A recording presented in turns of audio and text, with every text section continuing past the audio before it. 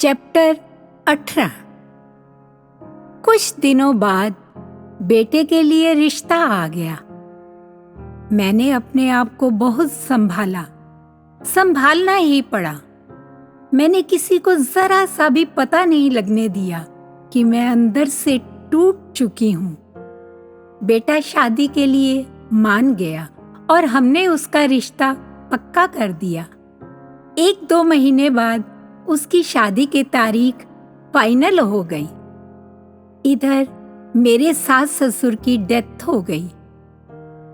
बेटी भी 1 महीने के लिए विदेश से आ गई क्योंकि वह अपने दादा दादी से बहुत प्यार करती थी।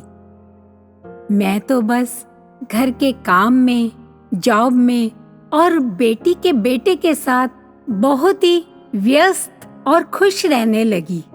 बच्चे के मुख से नानी नाना जैसे शब्द सुनकर बहुत सुकून मिलता। अब मुझे मेरे हस्बैंड में भी काफी चेंज नजर आने लगा। बस फिर बेटे की शादी की तैयारियां शुरू हो गई। हमने बेटी, दामाद और बेटे के साथ मिलकर शॉपिंग की। घर का माहौल बड़ा खुशनुमा सा हो गया। शादी हो गई। हमारी बेटी और दामाद को अब वापस विदेश जाना था और वे चले गए। मैं अपने ग्रैंडसन के बिना कुछ दिन तक बहुत उदास रही। कुछ समय बाद बेटा और बहू भी विदेश चले गए। जैसा कि हमारी डॉटर इन लॉ को कंपनी की तरफ से विदेश जाने का मौका मिला।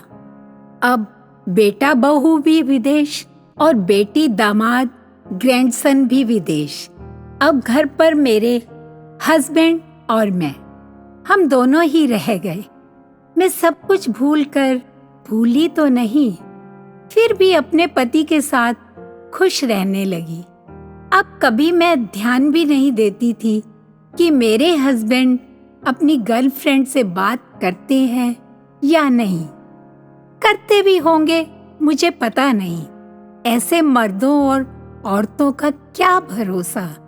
कुछ समय बाद मुझे एक स्कूल में प्रिंसिपल की जॉब की ऑफर आ गई और मैंने ये जॉब ज्वाइन कर ली, यह सोचकर कि जितना व्यस्त रहूंगी उतना मेरे लिए अच्छा रहेगा। मैंने ये प्रिंसिपल की जॉब 4 साल तक की, जिससे मुझे बहुत कुछ सीखने को मिला।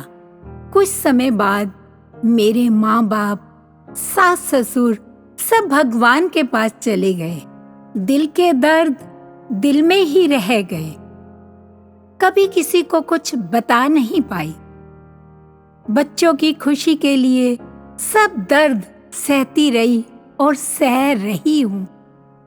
कहते हैं ना, गम जब हद से ज्यादा दिल पर गुजर जाता है तो दिल में नहीं, दिमाग में भी उतर जाता है।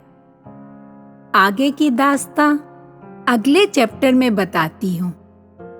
अब लेखिका के शब्दों में, मेरी दोस्त अपने दर्द, शादी के बाद पति द्वारा मिला हुआ धोखा और बोले गए झूठ कभी भी अपने माता पिता व ससुराल वालों को नहीं बता सकी, इसलिए कि उनके दिल पर क्या गुजरेगी, जिन्होंने अपनी बेटी को इतने लाड प्यार से पाला, पढ़ाया लिखाया, अच्छे संस्कार दिए।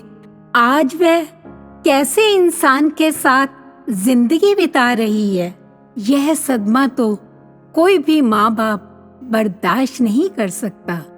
मैं तो यही कहूंगी, माँ बाप के लिए हर बेटी खजाने से भी कीमती होती है। फिर कोई माँ बाप अपनी बेटी का दर्द कैसे सहन कर सकता है?